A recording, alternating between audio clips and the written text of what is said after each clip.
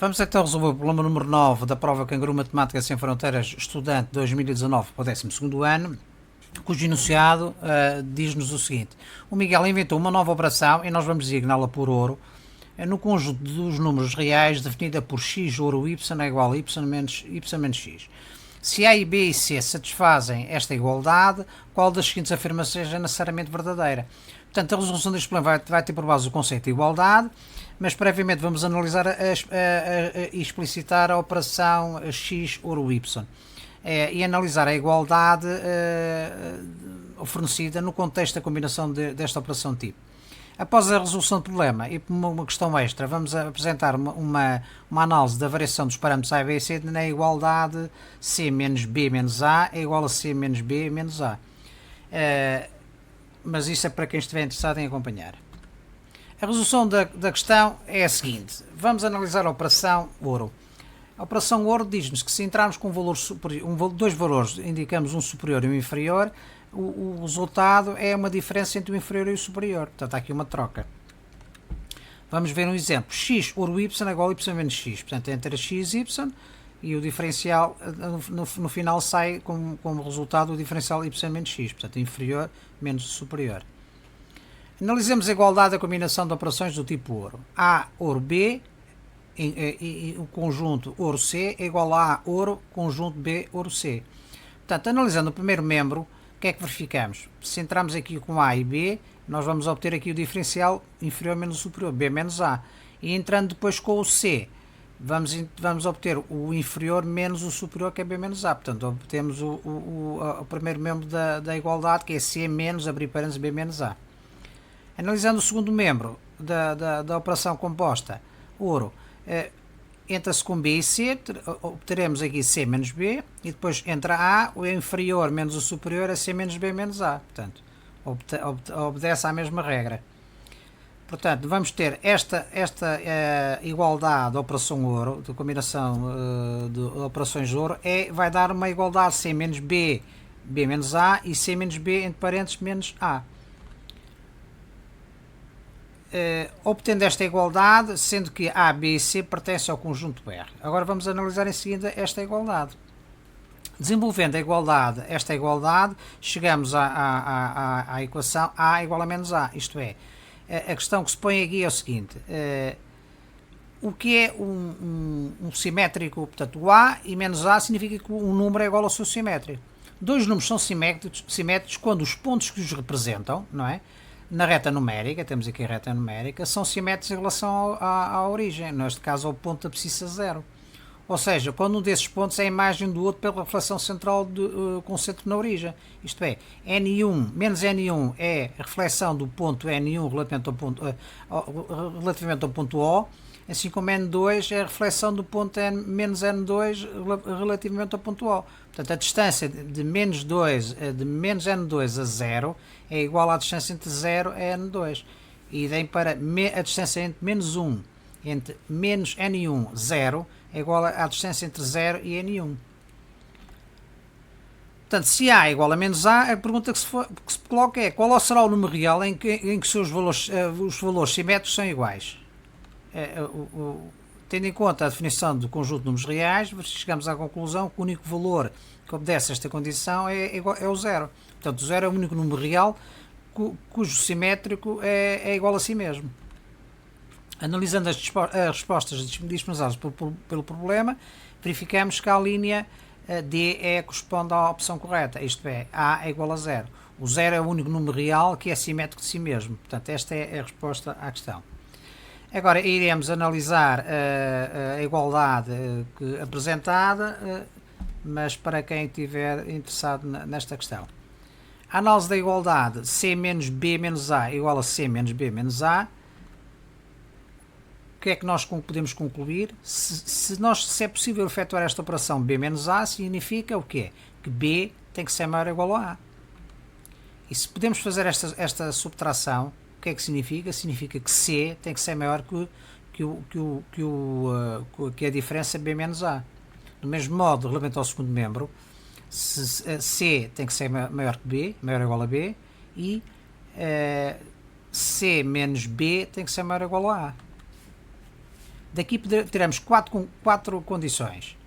B maior ou igual a A, C maior ou igual que B menos A, C maior que B e C menos B maior ou igual a A. Portanto, para se verificar esta igualdade, nós temos estas quatro condições. Portanto, resumindo as condições, em termos gráficos, B maior ou igual a A significa que B pode assumir valores igual a A ou maiores do que A. Neste caso é uma solução. C maior ou igual a B menos A. O que é que significa? Significa que uma das outras condições é o A, portanto aqui o A é diferente de B, aqui o A é igual a B, aqui o B é igual a C, e aqui os três valores são iguais. Portanto, destas quatro condições, nós podemos ter uma destas situações. Resumindo, obtemos uma representação gráfica deste tipo. Portanto, o valor A, o valor B pode variar entre o valor A até um valor B, né? Tem que ser maior ou igual a A. O valor C, do mesmo modo, pode variar entre o valor igual a B a um valor superior a B. E o quociente, a diferença B menos A tem que ser menor que o valor C. Né? Assim como o valor C menos B tem que ser maior que o valor A. Se fizermos uma análise atribuindo valores aos parâmetros A, B e C, verificamos que a igualdade só é verdadeira quando A é igual a zero. Aliás, é o que nós tínhamos chegado à conclusão. Não é? Portanto, o único valor A igual a menos A é valor zero. Portanto, aqui podemos comprovar isso. Portanto, a desigualdade do primeiro membro é igual ao segundo só quando o A é igual a zero. Começando a atribuir valores diferentes de zero ao parâmetro A, a igualdade passa a ser uma desigualdade, portanto é uma igualdade falsa. Vamos analisar se A for igual a 10, por exemplo. A primeira condição diz B maior ou igual a 0, maior ou igual a A, portanto significa que B maior ou igual a 10. Na segunda condição, C maior ou igual que a diferença B menos A, o que significa que C mais 10 é maior ou igual a B. Isto é, o valor C poderá variar entre B menos 10 e infinito. Não é? A terceira condição, C maior ou igual a B. A quarta condição será C menos B maior ou igual a 10, ou seja, C tem que ser maior ou igual que B mais 10. Isto é, o valor C é sempre superior a B.